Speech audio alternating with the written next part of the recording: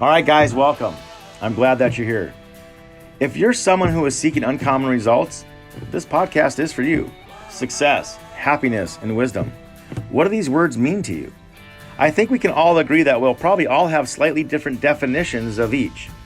In these podcasts, I get to dive deeply into conversations with some amazing innovators, influencers, and trendsetters that have had different versions of how they define the terms, yet have come out on the other side with amazing, uncommon results.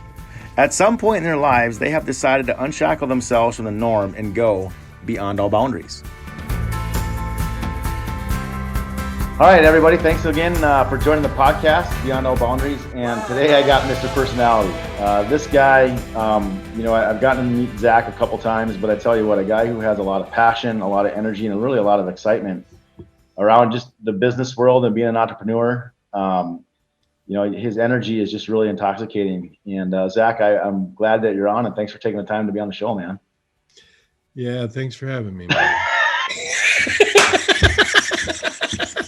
I should have figured that.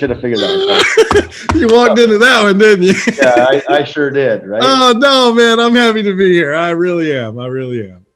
So, Zack, why don't you share a little bit? And you have like a huge background, right? Like just with being an entrepreneur and different things. But I was joking with Zack before the show. I think this is going to be a podcast where I probably have to ask the least amount of questions. He's just going to get on a roll and go. But why don't you talk about just a little bit about your background and some of the things that you've kind of accomplished, and we'll just kind of go from there.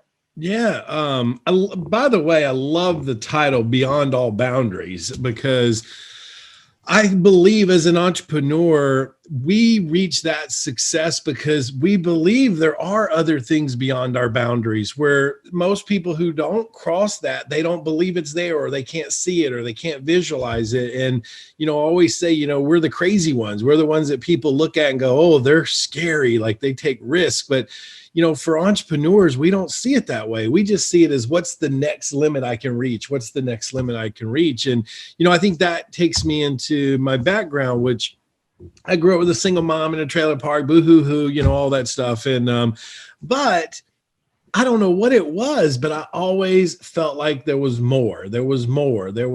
I never looked at, being the poor kids in school or not having an education. I never looked at that as something that was going to hold me back. I always felt like in my heart, my drive, my passion, I always felt like my energy for life and wanting to succeed was going to put me in a place to have success. I didn't know what that was, though. You know what I mean? I didn't know what that looked like. I didn't know what it felt like. I didn't know what it smelled like. And so I just, like everybody else, I just was chasing jobs and, paying the bills. And then one day I got introduced to real estate, and the lady on stage, I'll never forget, her name was Benita.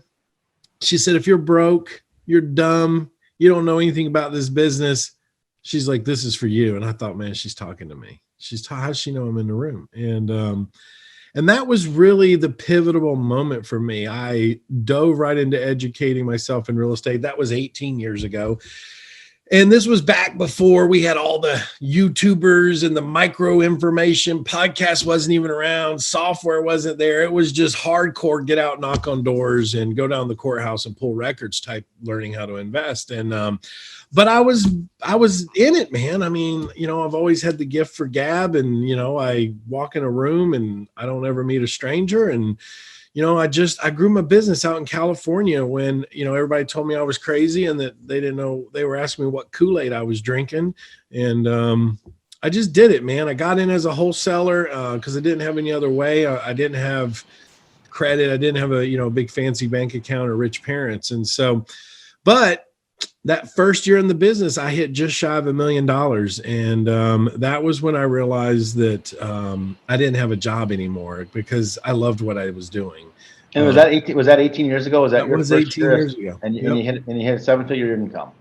Well, I hit just shy of $1 million. So I don't like talking about it. It was just, it's just, it pisses me off. Right. But I was shy of it. I was working real hard that last 2 weeks of December that year to try to get over it, and I just didn't. But that was my first year in. It sure was. Yep.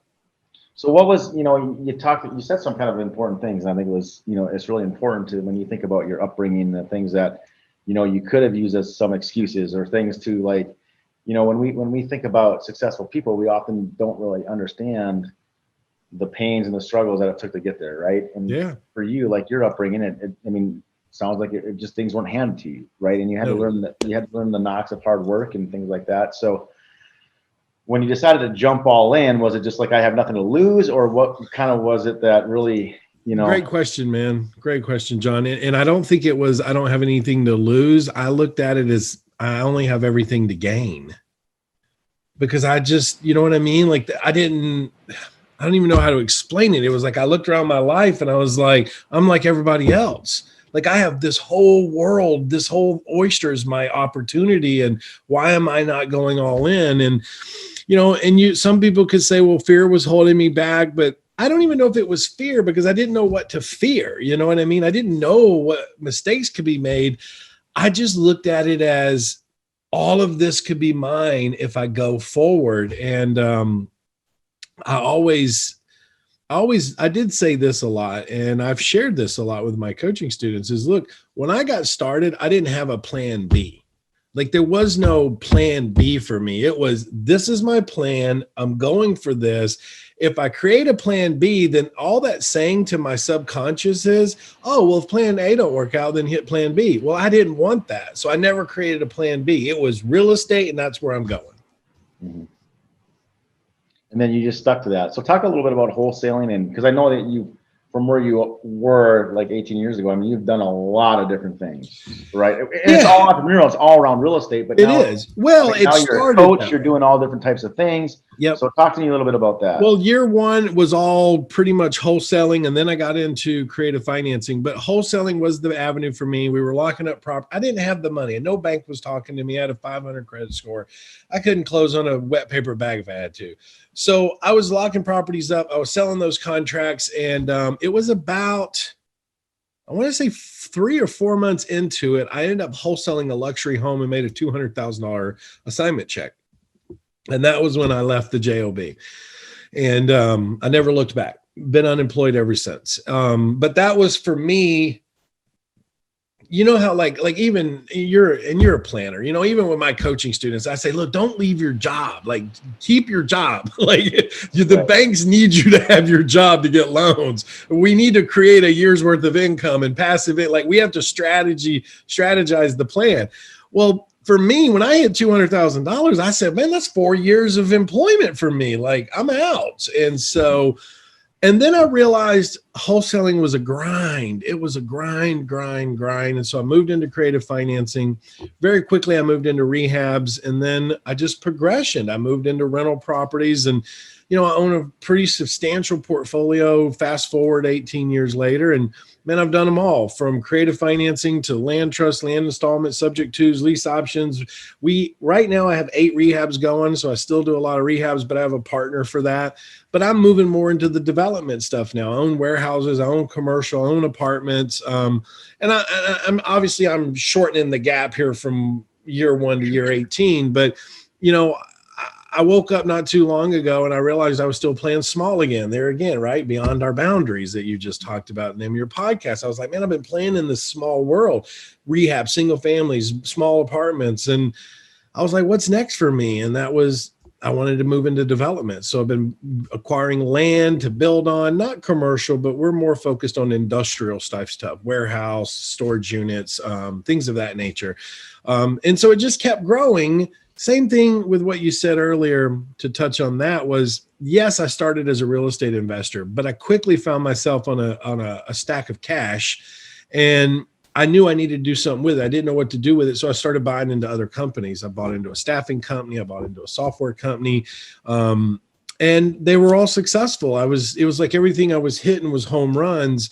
Now, not all of them. Let me be very clear on that. I lost a lot of money over the years, but I've made a lot more than I lost. And so I just found myself as the definition that I say is I'm a builder. And what does that really mean? Like, I like to build businesses. I like to rebuild houses or assets, but I also like to build people, right? Like I like to take people and show them what's possible and build them up to success. So when someone says to me, Zach, what do you do? I always say I'm a builder. And they're, oh, you build buildings? I'm like, well, kind of, and people. Well, and it's interesting too for our listeners. I mean, we were at an event last week with Sean McCluskey about, speaking and leadership and all those types of things. And Zach was on, I mean, we're talking about very successful room of people, very successful room. Yeah, very, Right? Very successful room. Okay. And, for you to be called up on stage and kind of share your, your journey, and I mean, the things that you've accomplished, right. Because you do have a coaching course, you do have things that as you're talking about all these things, it's not just that you're a doer, right. But you also have that, innate, personality where you really want to help people grow. And so you've established some of your coaching programs. I don't know. You shared a great story on stage. I don't know if you want to talk a little bit about that. I know it's kind of a vague question there, but just kind of talking about what struck me was that, when you were doing a lot of the public speaking and things like that, it sounded like you were more, you were kind of helping somebody else build it, but you realized your potential and you needed to go a different direction, right? Oh yeah, that was so when I first got introduced to the educational space. The guy that was doing that kind of saw me and kind of brought me in under his wing. He was like, hey, look, this guy's out there hustling. He's really doing it. We could use this guy on our team. And so he had me build his coaching program, and I was coaching his students, building a coaching program. And real quickly I started, and listen, let me say this, John, this is why people are so jaded in our industry. And I saw it firsthand because the guy who brought me in that was putting 2,000 people into a seminar had no clue on what was really going on in the investing world. And I would hear him up there say things, and I used to be like, no, you can't do that. Like, that doesn't even work. And so eventually I started teaching his boot camps. And then what happened was as I kept going and going, I realized, man, they didn't want to do the things I wanted to do. I wanted a different type of coaching program than what they were willing. It was all about the dollar for them, not the success. And I was like, look, we need to do all these things. And they kept shutting me down. So I just went off on my own. And that's how I started my education company 15 years ago. And that thing has morphed into so many things. And I feel so blessed because not only do I run a local RIA model for the last 11 years, but I've also got a national, international footprint as an educator too. And I love that. I love the fact of being personal with people and watching them grow. But there again, I got caught up in a rabbit hole that I shared on that stage. I had a partner in my national business, and we were very successful at testimonials and success. And so he was like, oh man, we could go really big with this thing. And, okay, let's go. We help more people.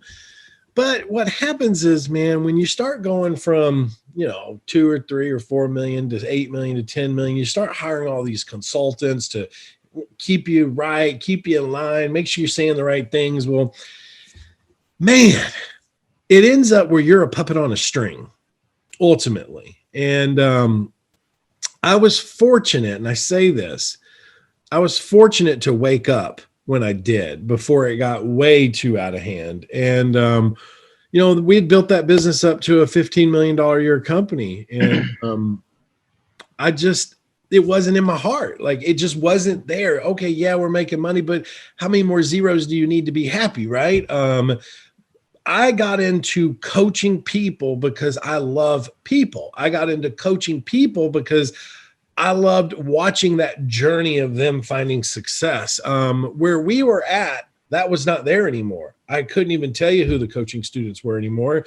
And that was when I woke up, man. And that was a very difficult moment for me because I had a long-lasting partnership, almost 9 years with my partner, who was a very dear friend of mine. And it was a hard conversation to go to somebody who's got expectations that we're going to go to 50 million a year and me say, look, I'm out. This doesn't serve me anymore. This is not why I'm doing this. I'm not doing this for 50 million. I'm happy. I'm good. I make plenty of money. I'm doing this to change people's lives. And so I pulled out 2 years or so ago, and I spent a lot of time, and I have a lot of coaching students that still come to me and they're like, Zach, like, what's next? What's next? What's next? And I realized in that moment that I didn't need to be jaded or step away from helping people. I had to find a bigger purpose. And so that was when we decided to roll out our mission-driven leaders, which is a mastermind to build business owners, to build better businesses, but with a mission to go help in a bigger purpose, like build churches, do clean water, like not just be like, let's just make millions of dollars, but look, we're all successful, but at the end of the day, what are we doing with it? Are we really making an impact? And so that's been a big shift for me. And I'm That's actually, that's a mastermind. It's called Mission Vision. well, it's Success Mastermind, but we refer to it as we're looking for mission-driven leaders. So not just business leaders, because look, there's enough masterminds out there talking about how big their wallets are. Let's just be honest about that. You know what I mean? And that's not our purpose with this thing. So, yeah.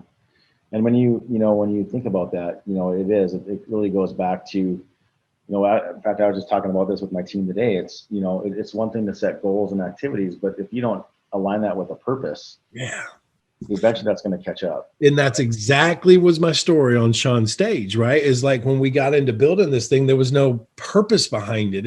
I was listening to my partner. Oh, Zach, you're doing great. Let's go to 10 million. Oh, Zach, you're doing great. Let's go to 20 million. Oh, Zach, you know what I mean? So there was no purpose, right?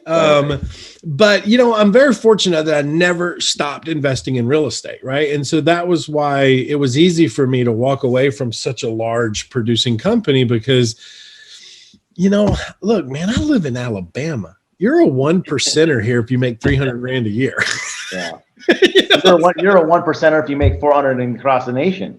You know that? Well, there you go, man. I didn't know that. Yeah, you're a 1%er if you make over $438,000.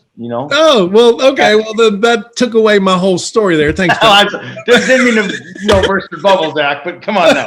My point is like I live in Alabama. Like I don't have to have a $2.8 million home. You know what I mean? And I think that's a lot of where I think a lot of people miss the boat when they're going out to become entrepreneurs. They're going out to become entrepreneurs. They have a taste of success. They start to build. They start to grow. But I think they miss the boat there when they're setting new boundaries for themselves to reach or expectations. They don't focus on the end purpose, but they're focused on the growth aspect.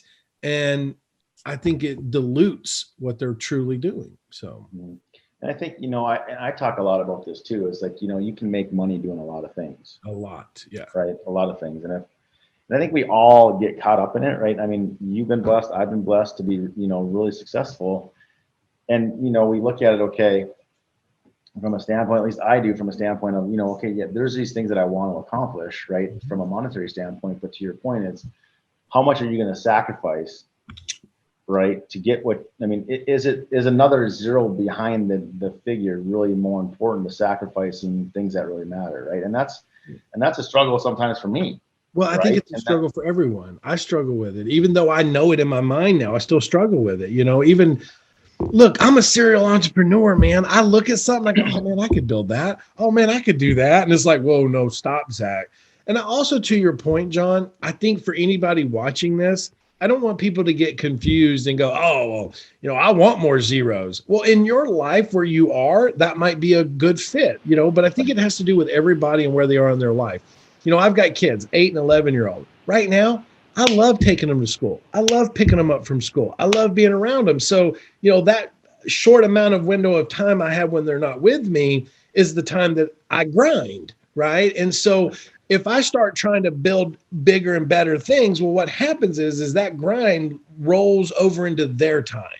Does that, you know what I mean? And then I'm sacrificing my time with them because I'm trying to chase another zero. When they're gone and they're happy and off in college, I got more time. Right. So, what I think too is just, and if you can, I think what you've helped people do too, and, is helping people get to that level too, to where they can scale their businesses, but not scale their time.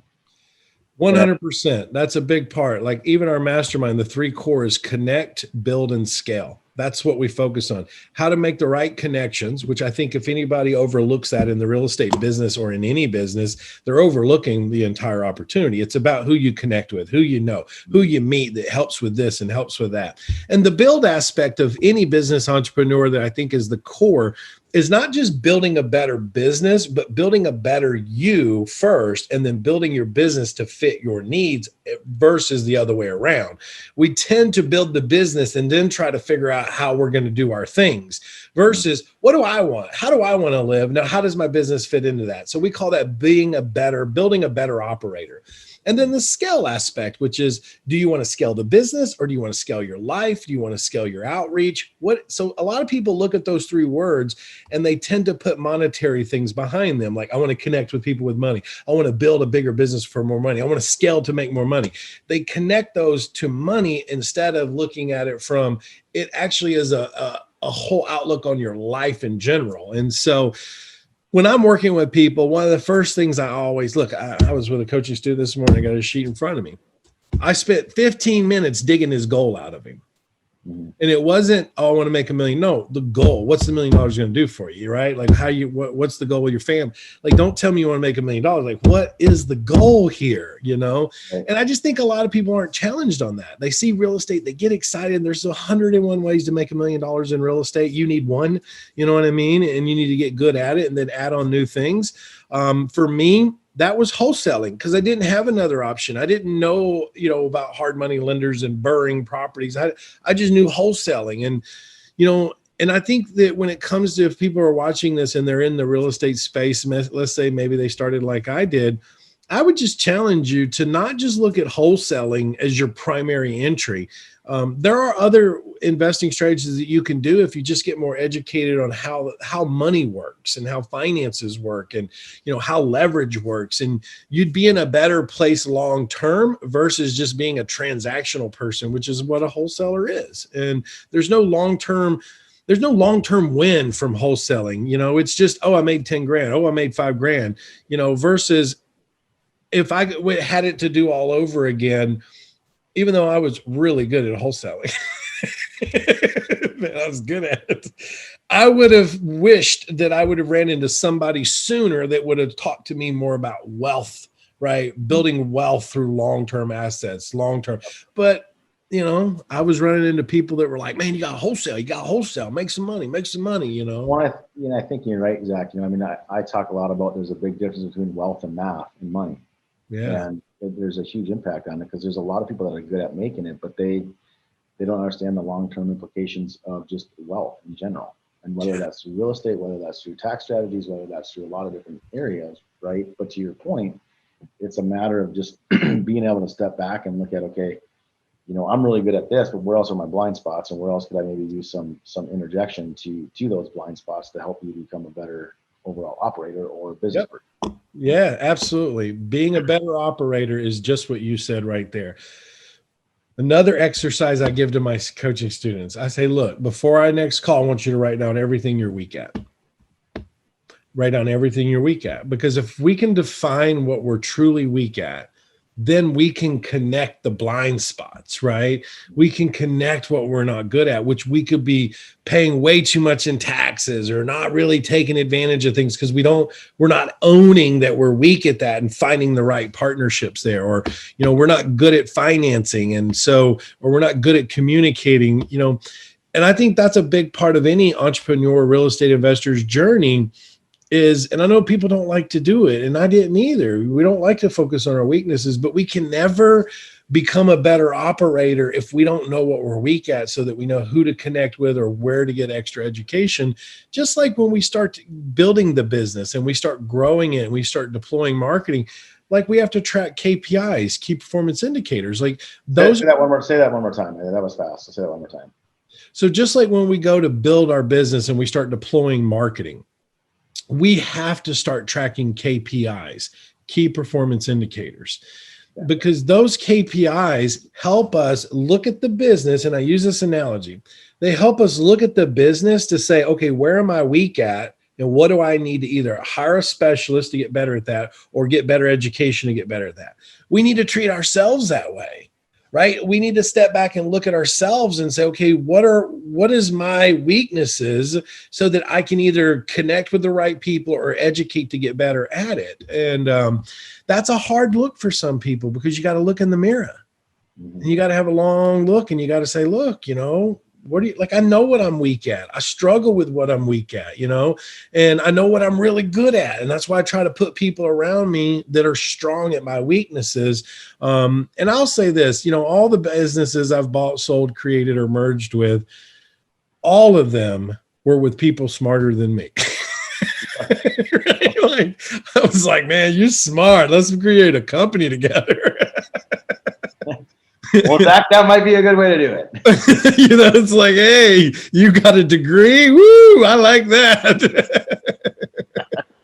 Because one thing I got is drive, tenacity, and I'm really good at marketing. I'm really good at messaging and creating a message and building relationships. Those I know I'm strong at those like nobody's business. So I put people around me that are strong at other stuff. But that's in any business. I don't know. I mean, I know we're talking about all kinds of business, but real estate got me into all the other businesses, right? Real estate was my gateway drug, as they say. Like, it got me in and made me realize, like, oh man, look at this. Like, I can actually build a business. Everybody told me I had to go get all these degrees before I'd be successful. And, I didn't. I just had to have drive. But I will say this, my drive is my gift and my curse at the same time, and it's a constant, I got to put the reins on it a lot, because I am where I am because of my drive and my love for the Lord. I mean, I wouldn't be here without his blessings, but I shouldn't say but there, without his blessings. The drive also, though, is what has sent me down holes that I shouldn't have been going down, because it's like, oh man, you can do more. You can do more. I'm very uncomfortable sitting still. I'm very uncomfortable in a stagnant place. Les Brown said it best. I was listening to him in a seminar one day, and he hit home. And I don't know if he coined this or somebody else did, but he said, when you're comfortable, you need to be in your greatest fear state, because you're not growing. Right. And I believe that in my heart. Like, I believe that, but that goes back to, I love the name of your podcast, right? Like that. Well, I think too, it's like, I think that, sometimes a lot of times we feel like we've arrived or we've gotten to a certain place, but I feel like, to your point, that should be a time of my fear from my mentality, because because we can always get better. We can always improve, and we always can find different areas. And if you're just in that comfort zone, right, you're missing a lot of things. You're going to miss a lot of things. Whatever. Look, I'm 18 years into real estate investing full time. I've been a full-time investor for 18 years. And I'm going to a real estate training boot camp at the end of January on creative financing structure, and people say, but why? Because, there's always, especially in the creative financing world, oh my word, I think to your point though, too, Zach, is that I think a lot of people, and correct me if I'm wrong, okay, but I feel like a lot of people that are trying to get in the real estate space, they think that that's all that one person should do. But when I'm meeting guys like you guys are involved in real estate, but you're involved in many different things too. You're involved in coaching, you're involved in syndicate, you're involved in multiple different businesses. Like, how many different businesses have you just rattled off that you were involved in? Yes, real estate had you created some of the capital to get there. Yep. Right. But it's not just a one size, or just not like a one thing either. I think it's important to expand out and learn about other industries, learn about other opportunities. Right. Well, I think you become a real operator of a business. And let me help dig that a little bit deeper. So like people say, today, what are you? Well, I don't say, oh, I'm a business owner. And what do I mean by that? Well, I have a shell company that owns a bunch of businesses, right? And so that's to the point that, like, look, I own ownership in a high performance, video, TV, sound system production for big homes, right? Like, I own part of that. I own part of a company that goes around and puts windows and doors in. I own part of a software company. I own part of 6 different other investment companies from people getting started.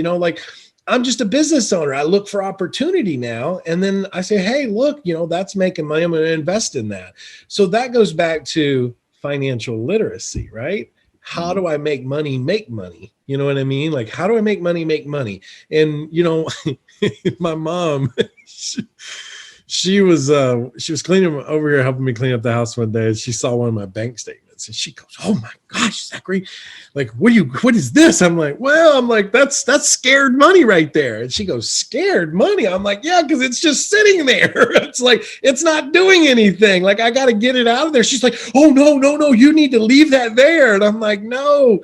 So for me, when money is just sitting in the bank, now don't get me wrong, I've got my reserve account. I'm good for all things broke loose. I'm good for a while. But everything above that, to me, I need it out of the bank, and I need it in investments. I need it in something that's growing and making something. And so where I run into a lot of people that play with scared money, they just want to let it sit. Let it sit there. Let it sit there. Don't touch it. We might lose it. Well, I hate to tell them, they're losing it every day through inflation. They got to get it out there and get it growing. And then somebody was telling me the other day about like, oh, well, what happens if the dollar changes and all that? Well, good thing I own real estate, because whatever the dollar changes to, that tenant's going to pay me with whatever it changed to, So, well, I think, and I get some of that, right? But I think we have to plan and prepare for things that we know today. Yeah. Right.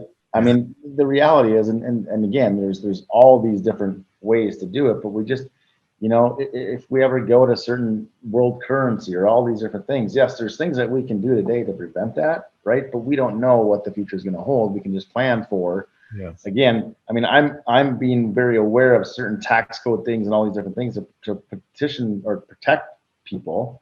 But to your point, right, we can't necessarily prepare for an unknown that's way out there.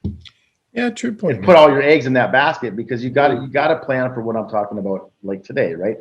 Diversify. Well, you're definitely more of a planner in that aspect. I would never go into a debate with you over financial planning. Now, I'd debate with you over some real estate stuff, but never financial planning. I'd probably let you win that debate, Zach. Because you probably know a lot more things than the average bear with just stuff right now they could be doing. I think we jumped on the phone. You just tell me about some easement stuff. Yeah.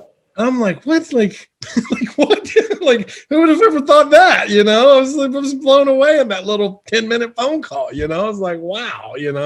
But that's the key of connecting and having the right people. Right. Like you. Well, I think and what I was trying to do is, and I probably didn't do a very good job, is just to support what you're talking about, though, is that we can't just be in that scarcity mindset. We have to just know what's going on now and figure out where there's opportunity and make those decisions based on, reduce risk and based on things what's your purpose? Does it align with what your purpose is? Purpose and risk management.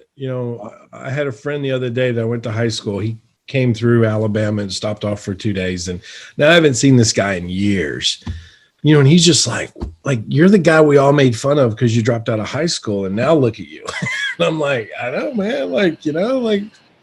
This is how I roll, man. And he's like, we all thought you would end up in jail somewhere. And I'm like, proved them all wrong. Yeah. But we were talking and, we were just talking about that process of like, look, if you don't go outside of your boundaries, you're never going to grow. If you don't push limits, you're never going to grow. But also he was like, so what exactly do you do? And it just came out of my mouth and I didn't even think about it. I said, I'm in risk management. Because ultimately, I think at the core, at my level, now don't get me wrong. When I first started, I did a lot of shooting and then aimed last, right? I was going out. I was young, dumb, and wasn't like I had, everything to lose. But as I've built and I've established and assets and businesses, you move more over to the risk management side. And so where some people like my neighbors or some of my friends might think that I'm a very risky person, I'm really not any, I'm a very calculated decision maker. I find the right people to ask the right questions to. I put the right people around me and I manage the risk and I manage the reward and I make a move after that. Mm-hmm.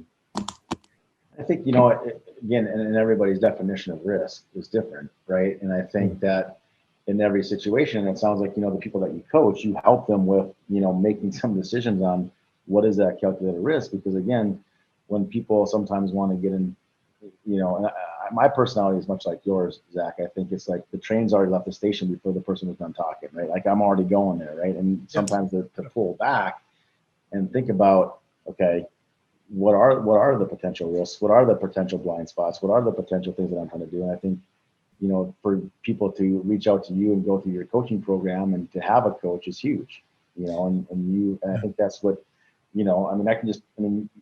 dude, you're so much fun to be around. I mean, you just have that, that passion, that zest for life. And I think, but yet you're very calculated and you're very serious too at your own craft. But I think that just your ability to want to help people and just the desire to, to help people do that is you don't have to fake it, man. You're the real deal, Look, man, I love what I do. I love the lives I've changed. And, somebody said it to me, I want to say it was almost a decade ago.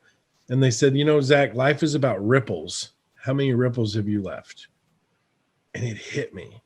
Like that one statement hit me, man. And I was like, golly, that's so true. Like how many ripples have I left? And that's when it really just hit home with me. Like, I don't need to coach a million people, but if I help this person and that changes their lives, now their children's lives are changed and their children, like that's long lasting ripples, and I take it serious, man. When I take on a client, it's like, it's you and me, man. It's you and me. Like, here's my phone number. Here's our time. Like, it's you. You're going to like me some days and you're not going to like me a lot of days because I got a responsibility here. And that's one, keep you safe, and two, show you how to make money so that you reach your goals. And sometimes you're not going to like what I have to tell you, but it's just reality. And I'm at a point now, John, that I can be a little bit like you. I can be selective. We'll use that word. You put it a lot nicer than it was on stage, Zach. I appreciate that. I can be selective. So I'm like, look, I'm good with 6 clients every 6 months. I'm good with that. There you go. Oh, man. So for the listeners that have no idea what we're talking about, don't worry. You don't need to worry about it. Just kidding. We'll just leave it at that. No, I ain't gonna leave it at that. We had to take a PI test. Yeah, there you go. I was a Maverick. What were you, John? Oh, I was Maverick. You were Maverick too. Well, yeah, okay. Remember I was off the charts Maverick. That's right. You were way off the charts Maverick. Yeah. So anyways, we were at this event and the guy was breaking it down for us and kind of like how we do our decision making and so forth. And it was, and John was very selective with who he liked in his circle. I love that term, selective. Right. So man, tell the listeners this, right? Because all the different things that you're doing, and I know, I didn't really ask a lot of, what life lessons you learned, but just there's a lot of nuggets in this conversation, right? Just the things that you've, talked about and shared with. Give the listeners an idea if they want to get into real estate or coaching or all these different things that you've kind of had your hands in. How can they reach out to you and be in contact with you, you can follow you, or just kind of learn more about Zack Childress and kind of look, man, I'm all over the place. Best way to find the entry to all the things I do is ZackChildress.com. That's just ZACK Childress, CHILDRESS.com. And that'll give you a little bit about my background, who I am, what I do, how I help people, my Facebook accounts, my YouTube channels. I don't really get into the TikToks and the Instagrams and all that stuff. Well, actually, I do have an Instagram. Anyway, I don't know all of them. But that's kind of, you'll get to know me a little bit better. And look, if you're slightly interested in being part of a mastermind that is not money centric, but it's about building better businesses for better people to do more mission stuff, check us out at reisuccessmastermind.com. I'd love to find more mission driven leaders for that. So why don't you give that shout out one more time? Because I think that's awesome. It's reisuccessmastermind.com. Awesome. Well, Zach, man, I appreciate you being on, and I enjoyed the conversation as always, and the excitement, and enthusiasm, and just I appreciate you as a person and all the things that you're doing for people, and keep going, man. Man, I appreciate you not giving me some big agenda that I had to follow, and you know how these podcasts can go. Well, it's funny because last week I was like, Zach, you're on my podcast. You're like, what, when, where? And I said, don't worry about it. I'm just going to say one thing and you're just going to go for about 45 minutes. So, and I was right, wasn't I? I was right. Huh? It's been the easiest podcast. No, I'm just kidding. Oh no, man. I like it when we can just talk. I think that's really where podcasts really, excel. The whole, I'm going to say this and I'm not down with that, man. Yeah. No, I appreciate you being on, man, and just sharing your passion. And I know that you can just tell that you're loving what you do, and and we've all been through adversity, and you just continue to push forward and move forward and just do it. Yeah, man. Do. So it's awesome. Well, that's what it's about, John. And look, man, I mean, you're doing some great stuff too, man. Sometimes turn that finger around and point it at yourself. You're doing some good stuff, man. You're doing some pretty amazing things for people that, look, let's be honest, 98% of the population probably has no clue what you know. So, I mean, that could be a lonely world though. You know what I mean? Because people are like, I don't get that. Well, that's why you got me. I get it. Right. Well, I appreciate it, man. But again, thanks for just sharing your story and the things that you've learned, and just it's a journey, man. It's a journey. Listen, guys, do this. I'm going to tell you this before I part with you, because it sounds like I'm getting shut off here. Here's what I'm going to tell you. Look, if you want in life, if you're going after whatever it is, I don't care if it's to build a widget or to build a real estate business, you got to be willing to do the things all the people around you aren't doing, so that you're going to have all the things they don't have. You will have that lifestyle. But you got to remember, through that journey, it's going to be lonely. You're going to be isolated. You're going to get laughed at and pointed at, and your buddies and everybody's going to be doing stuff, and you're going to be sitting at home grinding, and you're going to be asking yourself, is this what I should be doing? Is this the right thing? Yes, it is. One question: 10 years from now, what would yourself turn around and say to you? Would they say thank you, or would they say, wish you would have got started back then? Think about that. Think about that one question, and that'll tell you what you're doing right now is right. So, great feedback, right? And it can be lonely. And what I would just say, encourage people to do too, is to go out and get a coach, go out and get a mentor, go out and get somebody, because it does get lonely, right? Yeah, man. And there's people like Zach out there who just, man, they can make it a lot easier. They're not going to do the work for you, but they can sure tell you the ways that they failed and areas that they need to be aware of, right? Keep them focused on the other side of the bridge. We lose focus too much, John. We lose focus because of the people around us. So, yeah. Well, thanks for having me, man. Appreciate it. Yeah, buddy. I thank you for being on here, and again, really enjoyed it. So thanks for sharing all your wisdom and insight, and I'm sure we'll have you back on again because, it's an easy podcast. If you ever need to wake up your viewers, just throw me on, man. Oh, man. All right, buddy. Well, thanks so much for being on, and everybody reach out to Zach. Again, the guy's just got a lot of knowledge and information. So again, thanks, man, for being on here, taking the time.